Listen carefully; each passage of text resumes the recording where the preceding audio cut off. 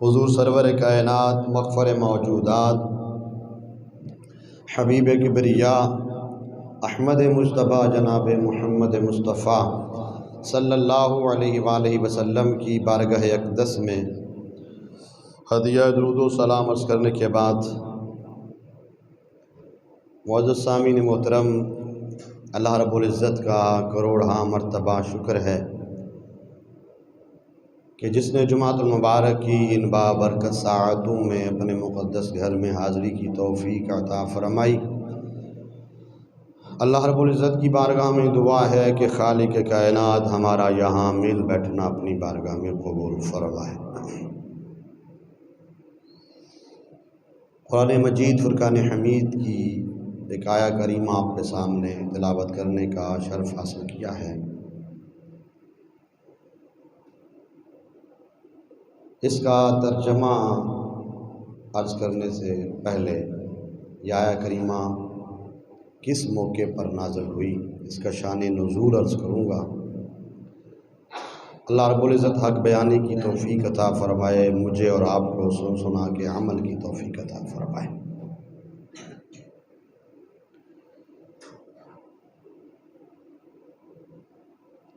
अल्लाह रब्बुल इज़्ज़त ने अपने प्यारे नबी हज़रत मुहम्मद मुस्तफ़ा सल्लल्लाहु अलैहि वसल्लम की ख्वाहिश, आपकी मर्ज़ी, आपकी रज़ा की खातिर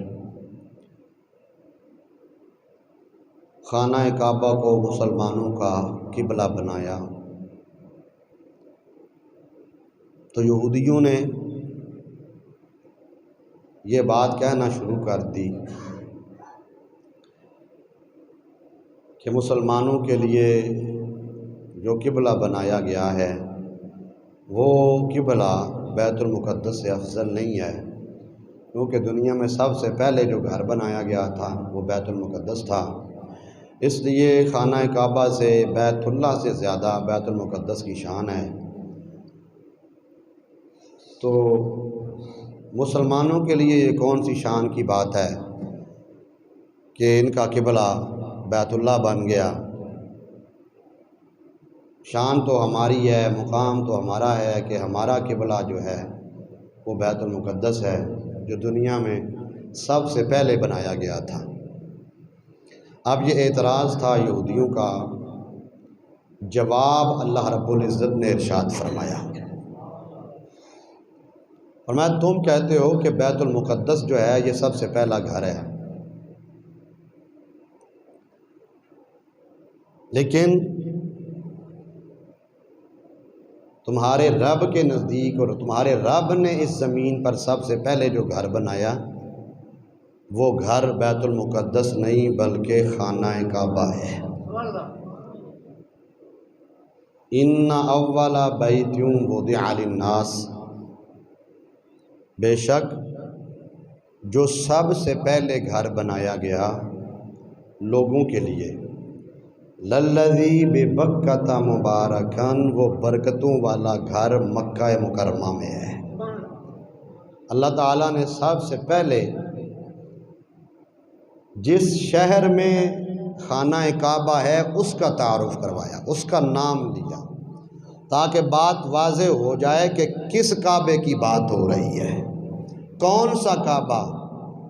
पहले जिस मुकाम पर, जिस जगह पर काबा बना है उसका नाम लिया गया। फरमाया लल्लज़ी बेबक्कता मुबारकन, जो बरकतों वाला घर मक्का मुकरमा में है, वह हुदल लिल आलमीन, और आलमीन के लिए हिदायत है, आलमीन के लिए हिदायत है। उत्तर बड़ी परेशानी बनती है मेरे वास्ते, तुहाडी मेहरबानी। उठ के इधर आ जाओ, चलो आ जाओ, या तो आवे एंड ते करया करो ताकि मेरे वास्ते परेशानी ना बने। कुरान पाक बयान किया जाता है और बच्चों नूं खास करके इस चीज़ की तलकीन हर जुम्मे मैं करना वा, मेहरबानी फरमाया करो। ज़रूरी नहीं होता कि बंदा फिर इशारा करे या ना लवे या कुछ भी, तो इहदे नालों बेहतर है तुसीं आप ही समझदार हो गए हो, हुण माशाअल्लाह वड्डे हो गए हो, छोटे कोई नहीं रहे, पहले बच्चे ने छोटे छोटे चलो वो कुछ हरकत करन तो फिर बंदा बर्दाश्त कर लेंदा है। लल्लज़ी बिबक्कता मुबारकुम व हुदल लिल आलमीन, ये बरकतों वाला घर मक्का मुकरमा में है और आलमीन के लिए क्या है? हिदायत है। आलमीन के लिए क्या है? हिदायत है। फ़ीही आयातुम बय्यिनातुम मक़ाम इब्राहीम, और इसमें उसकी आयतें हैं, उसकी निशानियां हैं। मकाम इब्राहीम, और इसमें मुकाम इब्राहीम है। वमन दखलहू कान आमिना, और जो इसमें दाखिल हो जाता है वो अल्लाह की अमान में आ जाता है। वलिल्लाहि अलन्नास, और लोगों पर अल्लाह के लिए हिज्जुल बैती मन इस्तता इलैहि सबीला, इस घर का हज फ़र्ज़ है जो इसकी तरफ चलने की इस्तात रखता हो। अल्लाह ताला ने सबसे पहले फरमाया, यहूदियों के सवाल का जवाब, उनके एतराज़ का जवाब, वो कहते हैं कि बैतुल मुक़द्दस सबसे पहला घर है ज़मीन पर अल्लाह का, तो अल्लाह ने फरमाया बैतुल मुक़द्दस नहीं बल्कि खाना काबा है अल्लाह का घर बना। फिर फरमाया सिर्फ ये घर एक घर की मिसाल नहीं रखता, बल्कि ये वो घर है जिसमें मैंने बरकतें रखी हुई हैं, ये बरकतों वाला घर है। फिर फरमाया सिर्फ बरकतें ही नहीं हैं, जो भी इसकी तरफ आ जाता है उसको मैं हिदायत अता फरमा देता हूँ, उसको मैं हिदायत अता फरमा देता हूँ। फ़ीही आयातुम बय्यिनातुम मक़ाम इब्राहीम, फरमाया इसमें मेरी निशानियाँ हैं, और मेरी निशानी के तौर पर जो सबसे पहली निशानी है वो मुक़ाम इब्राहीम है। मुक़ाम इब्राहीम, मुक़ाम इब्राहीम का एक अलहदा मौजू है, इंशाअल्लाह बाद में बयान करूँगा। वमन दखलहू कान आमिना, फरमाया ये तुम्हारे रब की तरफ से गारंटी है, जो इसमें दाखिल हो जाता है वो अल्लाह की पनाह में आ जाता है। जब गारंटी अल्लाह ने दे दी, जब सनद अल्लाह ने अता फरमा दी, सर्टिफिकेट अल्लाह ने अता फरमा दिया कि इसमें दाखिल हो जाओगे तो तुम्हारे लिए अमान है, तुम अल्लाह की पनाह में आ गए हो, तो अब इस पे बंदा जो है वो अपनी तहकीक शुरू कर दे, अपने दलाइल शुरू कर दे, तो फिर वो बंदा अपने आप को क्या समझता है? तेरी तहकीक ज़रूरी है या अल्लाह ने जो कुरान में फ़ज़ाइल बयान किए वो ज़रूरी है?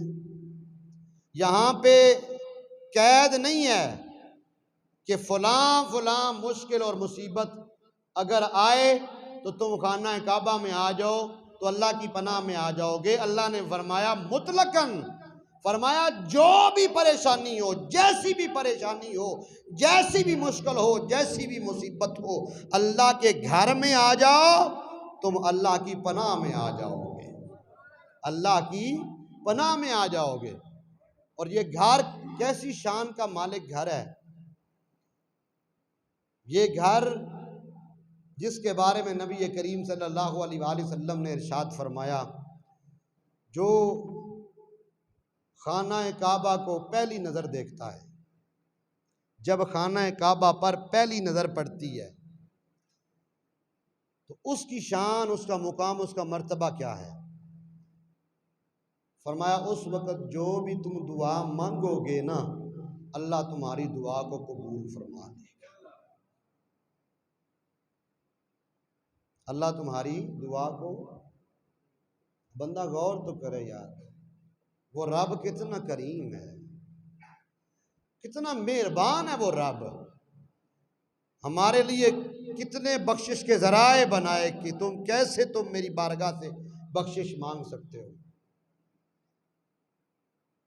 अब उसने तो करम फरमा दिया, मेहरबानी फरमा दी कि खाना काबा को पहली नज़र देखोगे, जो भी दुआ मांगोगे मैं तुम्हारी दुआ को कबूल कर लूँगा। अब मुझे और आपको मांगना नहीं आता तो ये हमारा कसूर है। उसके ख़जाने में किसी शय की कमी कोई नहीं है। और मैं जो भी दुआ मांगोगे, यहाँ भी कैद कोई नहीं।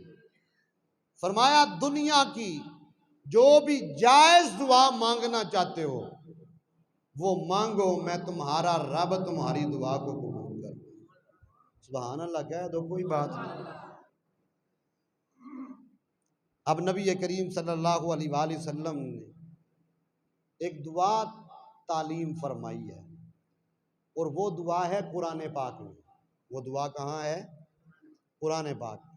बड़ी मशहूर दुआ है और इस दुआ में दुनिया और आखिरत की हर शय मौजूद है। जो इंसान दुनिया में चाहता है वो भी मौजूद है, जो आखिरत में चाहता है वो भी मौजूद है। बुखारी शरीफ की हदीस मुबारक है, नबी करीम सल्लल्लाहु अलैहि वसल्लम की बारगाह में एक सहाबी हाजिर हुए, अर्ज़ की या रसूल अल्लाह सल्लल्लाहु अलैहि वसल्लम मेरे लिए दुआ फरमाएं। नबी करीम सल्लल्लाहु अलैहि वसल्लम ने दुआ फरमाई। कौन सी दुआ? रब्बना आतिना फिद दुनिया हसना व फिल आखिरती हसना वकिना अज़ाबन नार। दुआ फरमाई। वो फिर अर्ज़ करते हैं या रसूल अल्लाह मेरे लिए कुछ और मांगे। नबी करीम सल्लल्लाहु अलैहि वसल्लम ने फिर दुआ फरमाई, रब्बना आतिना फिद दुनिया हसना व फिल आखिरती हसना वकिना अज़ाबन नार। सहाबी अर्ज़ करते हैं या रसूल अल्लाह मेरे लिए कुछ और मांगे। तीसरी दफ़ा तो नबी करीम सल्लल्लाहु अलैहि वसल्लम ने फिर दुआ फरमाई, रब्बना आतिना फिद दुनिया हसना व फिल आखिरती हसना वकिना अज़ाबन नार। सहाबी अर्ज़ करते हैं या रसूल अल्लाह सल्लल्लाहु अलैहि वसल्लम मैंने 3 दफ़ा अर्ज़ की और आपने एक ही दुआ मांगी। तो करीम आका ने फरमाया बताओ इस दुआ में कौन सी शय नहीं है जो मौजूद नहीं है। दुनिया मांगना चाहते हो, दुनिया मौजूद है, लेकिन दुनिया वो जो अच्छी दुनिया है, तुम्हारी मर्जी की दुनिया नहीं। यहाँ पे दुनिया कौन सी? जो अच्छी है। रब्बना आतिना फिद दुनिया हसना, क्या हमारे परवरदिगार हमें अच्छी दुनिया अता फरमा। दुनिया भी आ गई और फिर आखिरत भी बंदा अच्छी चाहता है। हर बंदे की ख्वाहिश है कि जैसे मेरी दुनिया अच्छी है वैसे मेरी आखिरत अच्छी हो। तो करीम आका ने फरमाया इस दुआ में दुनिया भी है और आखिरत भी है। उस मालिक ने तुम्हें कितना बड़ा मौका अता फरमाया है कि दुनिया मांगना चाहते हो तो अच्छी दुनिया मांग लो। मांगना तुम्हारा काम है, देना तुम्हारे रब का काम है। तो इसलिए नबी करीम सल्लल्लाहु अलैहि वसल्लम ने ये दुआ तालीम फरमाई और कुरान में ये दुआ मौजूद है कि जब काबे पे पहली नज़र पड़े तो उलमा फरमाते हैं तुम ये दुआ मांगो। दुआओं का अगर आप ज़हीरा इकट्ठा कर लेंगे तो हो सकता है कि आपके अल्फाज में कमी हो, आपके मांगने में कमी हो, कोई दुआ आपसे रह जाए जो आप मांगना चाहते थे। तो फरमाया ये ऐसी जामे दुआ है कि मुख्तसर भी है और जामे भी है कि जो तुम दुनिया और आखिरत में चाहते हो मांगना तुम्हारा काम है। जब काबे पे पहली नज़र पड़ेगी तो काबे की शान ये है कि काबे को देखते जाओगे, रब से मांगते जाओगे। काबे को देखने की वजह से मेरा मालिक तुम्हें जो भी मांगोगे अता फरमा देगा। तो ये पहली फजीलत मैंने बयान की। अब दूसरी फजीलत काबे को देखने की। काबे को सिर्फ देखने की, तवाफ की बात भी बाद में है कि काबे का तवाफ करोगे तो क्या मिलेगा। यहां सिर्फ देखने की बात। अब अंदाजा लगाएं कि जिस खाना काबा को देखने की इतनी फजीलत है, बताओ फिर उस खाना काबा का तवाफ करने का कितना सवाब होगा, उस पर कितनी अल्लाह ताला फजीलत अता फरमाएगा। तो नबी करीम सल्लल्लाहु अलैहि वसल्लम ने इरशाद फरमाया, मन नज़रा इलल काबा थे, जिसने काबे को एक नज़र देखा, काबे को एक नज़र देखा। लेकिन देखने में दो शर्तें हैं, ये याद रखें। कितनी शर्तें हैं? सिर्फ देखना नहीं है। फरमाया पहली शर्त ईमान, पहली शर्त क्या है? ईमान। और दूसरी है तस्दीक। तस्दीक क्या होता है? आपको मैं ना ईमान की सिफ्तों में से एक ईमान की सिफ्त सुनाता हूं, वो है तस्दीक। कि जो आपकी जुबान कह रही है ना, दिल उसकी तस्दीक कर रहा है। जब तक जुबान के साथ दिल का ताल्लुक नहीं है, आप जो मर्जी करते रहे, जो मर्जी कहते रहे, वो आपका कहना मकबूल नहीं होगा। मकबूल तब होगा कि जो आपकी जुबान कह रही है, साथ आपका दिल भी उसकी तस्दीक कर रहा है। फरमाया ईमानों व तस्दीकन। बाद लोग कहते हैं जी ईमान दी सिफता किथों कढ़ ली हैं। मैंने कहा बस बात समझने की है, हमने कहां से निकालनी है। जब यहाँ पे अब बंदा गौर करे, बंदा सवाल कर सकता है, ईमान तो ठीक है, ला इलाहा इल्लल्लाह मुहम्मदुर रसूलुल्लाह, अल्लाह की इलाह माबूद होने का इकरार करना, अल्लाह की वादनीयत का इकरार करना और अल्लाह के रसूल की रिसालत का इकरार करना, ये ईमान है। लेकिन तस्दीक क्या होता है? सवाल है ना कि ईमान और तस्दीक ये दो अलग अलग चीज़ें हैं। ईमानों व तस्दीकन, दरमियान में वाव है और ये वाव आतिफा है, यानी पहली बात में फर्क कर रही है कि पहली जो बात थी वो और है, आगे जो बात हो रही है वो और है। इन दोनों में फर्क है। तो एक दफा ईमान की सिफ्त पढ़ लेते हैं।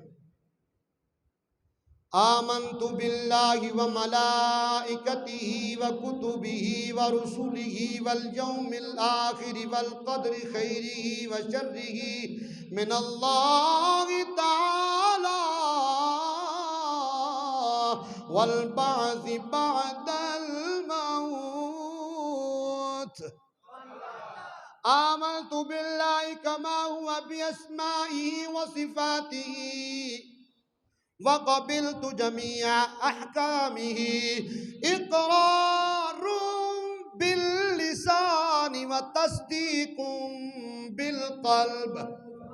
पहले कहा अल्लाह पे ईमान, उसके फरिश्तों पे ईमान, उसके अंबिया पे ईमान, उसके रसूलों पे ईमान, आखिरत पे ईमान, उसकी अच्छी जो है वो तकदीर पे ईमान, वो शर और मौत पे ईमान, जिंदा रहने पे ईमान। फरमाया मौत व हयात के ईमान के बाद उसकी सिफ्तों पे ईमान, उसकी सिफ्तों का इकरार, उसकी सिफ्तों का इकरार करने के बाद फिर दिल तस्लीम करे कि जो मेरी जुबान कह रही है वो सच कह रही है। मेरे करीम आका ने फरमाया, ऐ मेरे गुलामों, जब काबे में जाओ तो काबे में जाके सबसे जरूरी शय क्या है? पहले तुम्हारा ईमान मजबूत होना चाहिए। जब ईमान मजबूत, और ईमान क्या है कि जो तुम जुबान से कहो, काबे का तवाफ कर रहे हो, जो तुम पढ़ रहे हो, ये नहीं कि जनाब जुबान पे दुआ है, ज़बान पे कलेमा तय्यबात हैं, दिल किसी और ख्याल में लगा हुआ है। फरमाया ना ना, जो तुम्हारे जुबान पे है वही तुम्हारे दिल में होना चाहिए। ईमानों व तस्दीकन। फरमाया जिसने काबे को ईमान और तस्दीक के साथ देखा, ईमान और दिल की तस्दीक के साथ काबे को देखा, उसको इनाम क्या मिलेगा? मेरे करीम आका ने फरमाया, खराजा मिनल खताया कयौमिन वलदतहु उम्मुहु। खराजा मिनल खताया। मुसलमानों तवज्जो करना, ये गारंटी कोई दुनिया का पीर नहीं दे रहा है, ये गारंटी कोई मौलवी नहीं दे रहा।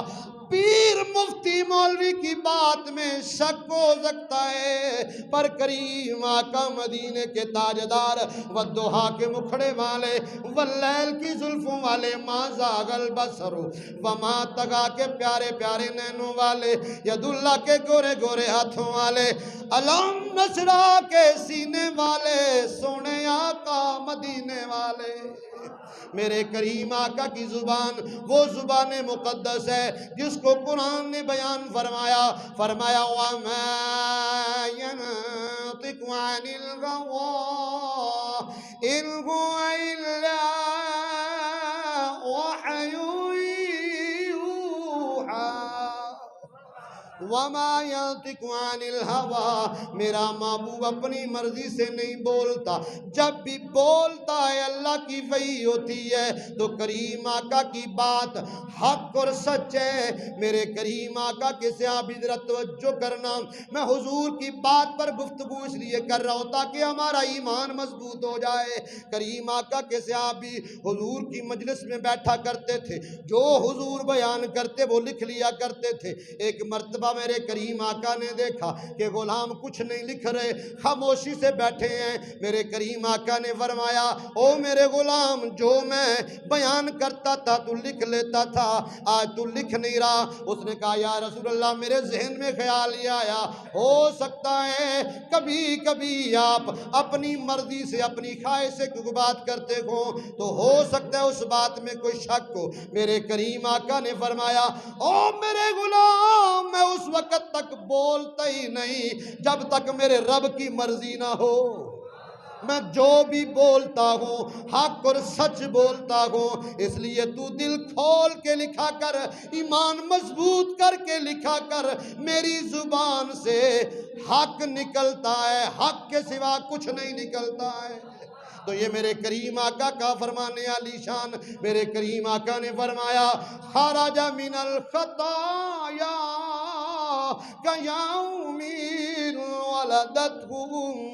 फरमाया, जो काबे को ईमान और तस्दीक की नजर से देखता है वो गुनाहों से ऐसे निकल जाता है कि जैसे आज ही माँ के पेट से पैदा हुआ है।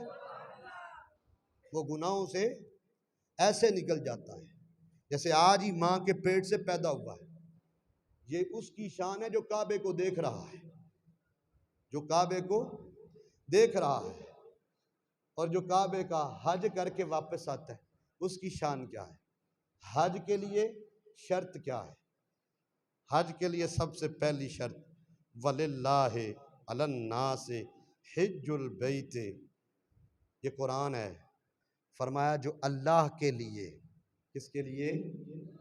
अल्लाह के लिए उसके घर का हज करता है। कौन? मन इस्तताअ इलैहि सबीला, जो उस घर की तरफ चलने की इस्तिताअत रखता है।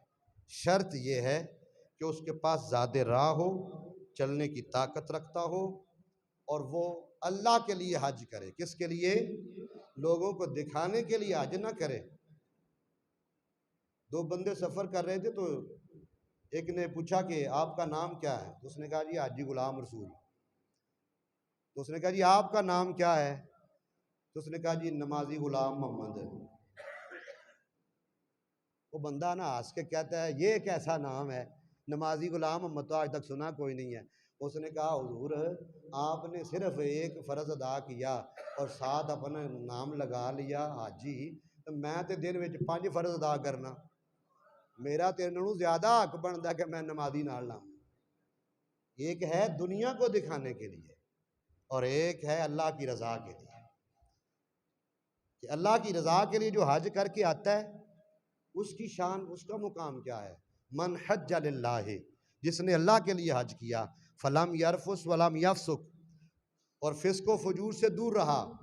मेरे करीम आका ने फरमाया, रजा का यौमिन वलदतहु उम्मुहु, जब वो वापस लौटता है तो ऐसे हो जाता है जैसे आज ही माँ के पेट से पैदा हुआ है। जो अल्लाह के लिए हज करके आता है, तो जो हज करके आता है और आके कहता है हुण तुहाडी खैर नहीं, पिछले ते बख्शवा आया तो हुण अगू तैयार हो जाओ, तो ये तो फिर ज्यादती है ना। अल्लाह के लिए जो हज करके आता है उसके लिए क्या मुकाम है? रजा का यौमिन वलदत उम्मुहु, वो ऐसे माँ के पेट से निकल जाता है, वो ऐसे गुनाहों से निकल जाता है जैसे आज ही माँ के पेट से पैदा हुआ है। और नबी करीम सल्लल्लाहु अलैहि वसल्लम की आखिरी हदीस सुना रहा हूँ, बड़ी प्यारी हदीस मुबारक है। मेरे आका ने इरशाद फरमाया, जब कोई हज करके आए ना, इज़ा लकीतल हाज फसल्लिम अलैहि, तो जब कोई हज करके आए तो उसको मिलो, उसको क्या करो? मिलो। फसल्लिम अलैहि, और उसे सलाम कहो, उसे क्या कहो? सलाम कहो। वसाफिहु, उससे मुसाफा करो। वमुरहु अन यस्तगफिर लक, और उसे कहो कि वो तुम्हारे लिए बख्शिश की दुआ करे, तुम्हारे लिए बख्शिश की दुआ करे। क्यों? मेरे आका ने वजह बयान फरमाई, क़ब्ल अन यदखुला बैतहु फ़इन्नहु मग़फ़ूरुन, फरमाया वो घर में दाखिल होने से पहले बख्शा हुआ है, वो बख्शा हुआ है। उस बख्शे हुए से कहो कि वो तुम्हारे लिए बख्शिश की दुआ करे। ये वो है जो अल्लाह के घर का हज करके आता है, और जो अपने फरीज़े को फ़र्ज होने के बावजूद अदा नहीं करता, उसके लिए वईद क्या है? मेरे करीम आका ने फरमाया कि जिसके पास ज़ादे राह है, सवारी का मालिक है, और इसके बावजूद वो हज नहीं करता, फिर मुझे कोई परवाह नहीं है कि वो यहूदी होके मरे या नसरानी होके मरे। ये याद रखें। हमने समझा कोई गाल नहीं, खैर ही हज नहीं किया, मुड़े का ब्याह कर लेने, मुड़े का ब्याह फर्ज नहीं, हज फर्ज है। ये याद रखें, ये फराइज में से है। हमने मजाक समझ लिया है, इतू फारग हो लीए फिर हज कर लेने, ऐस कम तू फारग हो लीए फिर हज कर, फिर हज नहीं, हज पहले, हज पहले है, बाकी बातें बाद में है। अब हज फर्ज हो गया तो फिर फर्ज हुआ तो उसको अदा करना है। इस पर करीम आका ने क्या इरशाद फरमाया? फरमाया वो रहमतुल लिल आलमीन आका का फरमान आली शान है, जो अपने हर उम्मती पर मेहरबान है। और ये भी मेहरबानी है हुजूर की कि हुजूर ने वईद फरमाई है, इसलिए ताकि हर बंदा इस बात को जान ले कि ये कितना ज़रूरी है। फरमाया अगर कोई ज़्यादा राह रखता है, उस पर हज फर्ज हो गया है, और इसके बावजूद वो हज नहीं करता, तो फिर मुझे कोई परवाह नहीं कि वह यहूदी होके मरे या नसरानी होके मरे। तो इसलिए जिस पर हज फ़र्ज़ है उसे चाहिए कि वह हज करे, ताकि ये हज फ़र्ज़ अदा होने के बाद वो अल्लाह के अज़ाब से और इन तमाम वईदों से बच सके। इसकी फ़जीलत भी बड़ी है और ना करने वाले के लिए वईद भी बड़ी है। अल्लाह ताला हम सब को ये फ़रीज़ा अदा करने की तौफ़ीक़ अता फ़रमाए।